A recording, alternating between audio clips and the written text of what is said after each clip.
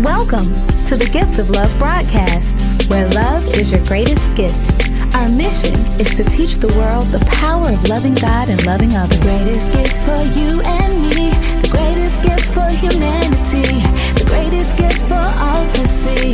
L-O-V-E, love.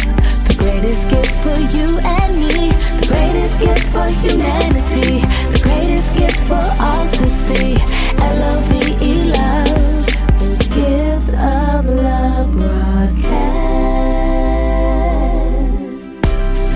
Hello, everyone, and welcome to the Gift of Love broadcast, where love is your greatest gift.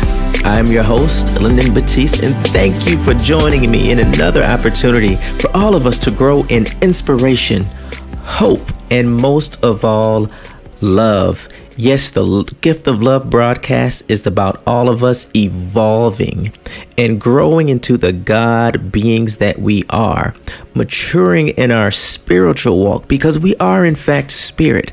And when we invest and nurture the spiritual part of us, I believe that every other aspect of who we are flourishes because it is connected to the ultimate source of life, which is spirit. Today, I want to continue on my series, Lessons from My Father. And today, I will be talking about the call principle, or the principle of the call.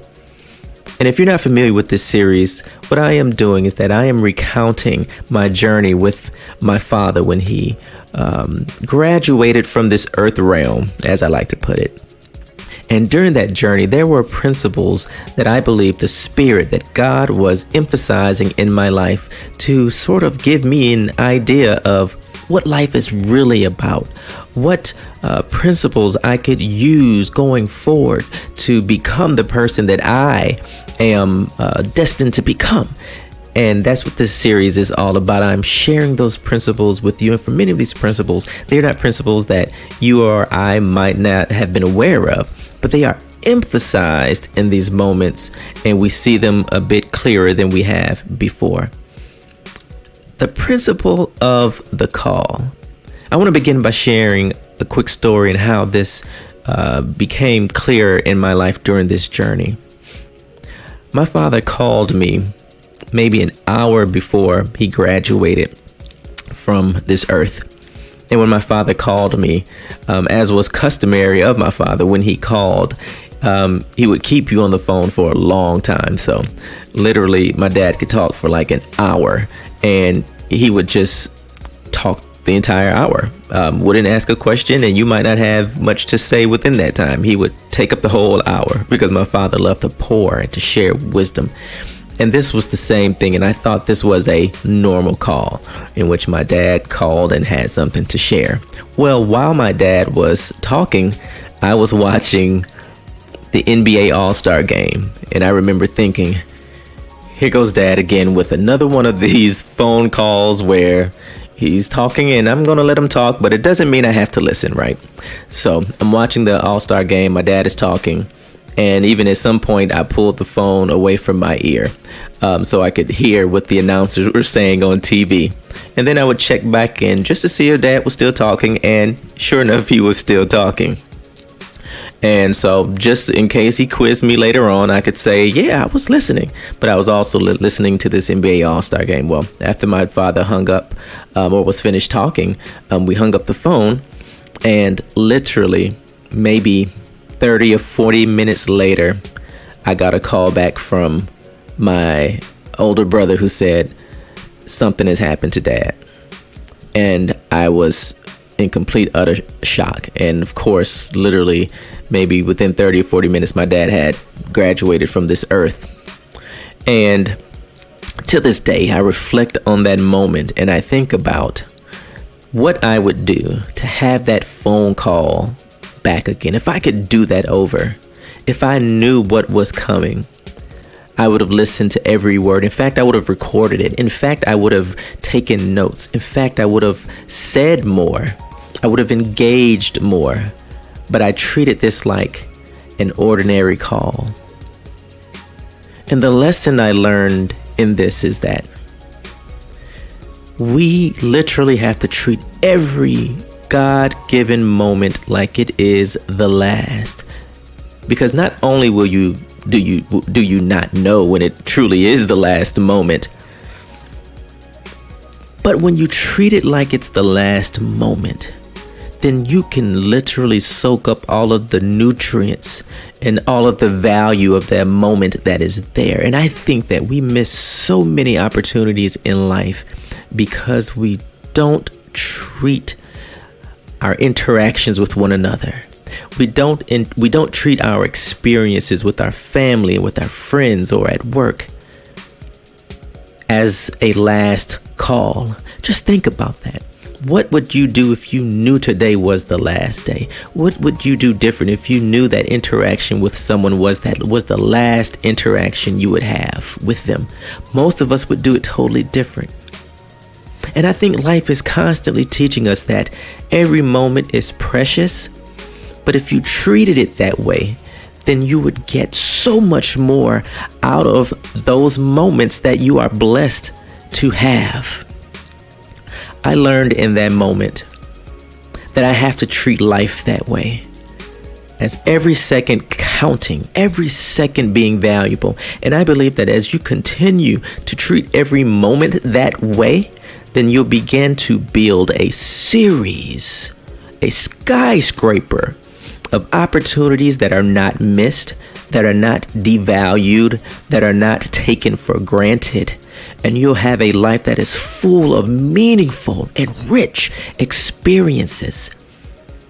That last call with my father, it was valuable in and of itself, but it could have been so much more valuable had I treated it like a precious moment sent to me by God, where the heavens were aligning and creating a moment, an interaction with myself and my Father. And that's what the principle of the call is all about. Treating every moment as if you are encountering your last moment and asking yourself, how can I extract as much value from this moment? Or how can I pour as much value into this moment for someone else? We're talking about increasing the intensity of every moment, increasing and changing our perspective and our approach to every moment that we have, that we're given, that we are blessed with. And I think in that, we'll have a life that is full of rich and meaningful experiences. And in that, we'll find happiness, we'll find peace, joy, and meaning and understanding of what God has put us here on this earth to do. To share, I would like to share a couple of scriptures to emphasize this point. In Psalms chapter 90, verse 12, the scripture reads, "So teach us to number our days that we may get a heart of wisdom." And when I read that, teach us to number our days, I don't think that literally is talking about numbering or keeping an account of our days, but the writer is talking about valuing our days, taking inventory of our days and treating it as the precious commodity that it is. Time is our most precious commodity. That is the blessing. And we've been given the power to determine what we will do with that time. That is in our control. And then ultimately, I would advise with that time, handing that to God, and then God, the Spirit, the universe, will maximize your time for you when you partner with heaven to make the most of that time. Another scripture, Ephesians chapter 5, verse 15 through 17, the scripture reads, "Be very careful then how you live, not as unwise, but as wise, making the most of every opportunity, because the days are evil. Therefore do not be foolish, but understand what the Lord's will is." And the scripture writer is equating wisdom with making the most of every opportunity, and not being foolish with understanding what the will of the Lord is. Wisdom is making the most of every opportunity, every interaction, treating every moment like the last moment, and extracting the value and the potential that is there. A man who dares to waste 1 hour of time has not discovered the value of life. Charles Darwin. Again, a man who dares to waste 1 hour of time has not discovered the value of life. Another quote by one of our great religious thinkers, spiritual life thinkers and coaches. The value of life is not in its duration, but in its donation. You are not important because of how long you live. You are important because of how effective you live. Miles Monroe, one of my favorite. And when I think of living an effective life, when I think of not wasting 1 hour of time, I think of treating every moment like it's the last call. Because you never know when that last call will be. But you don't have to worry about that if you treat each one as precious as if it were the last one. As I mentioned earlier, if I could have a do-over, I would have done that last call totally different. I've had dreams at night about redoing that last call with my dad, what I would say, what I would do. I would have never hung up, in fact. I would have stayed on that call. But as my father taught me, which is why I do this series, every moment in life gives us a learning opportunity, even the painful moments, even those moments where we encounter great despair and maybe we're confused for a moment as to its meaning. Even in that moment, there is great learning. And I told myself I wanted to learn from these experiences. And one thing that I've learned and I continue to build on, and I invite you to do the same with me, is to treat every moment like the last call, like the most important call, the most important interaction, the most important discussion.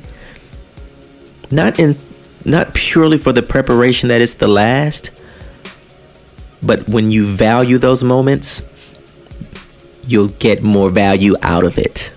You'll pour more value into it, and all will be enriched.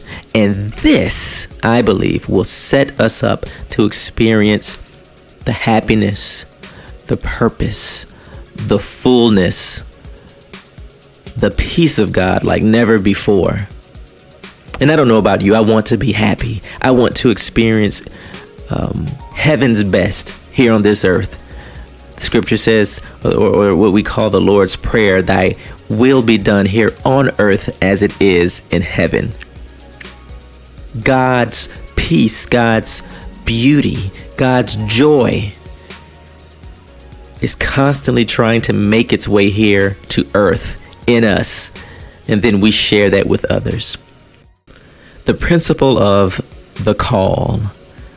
Thank you for listening to the Gift of Love broadcast, and I hope that you share this with others.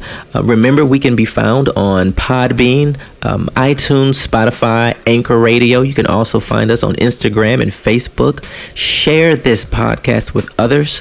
It is our hope that when you listen to this broadcast, you are inspired to evolve and to grow and to become the full embodiment of love, which is to understand sympathy and empathy, to express your God-likeness that is within you, to see the world from a new point of view, which is through the lens of love in all things.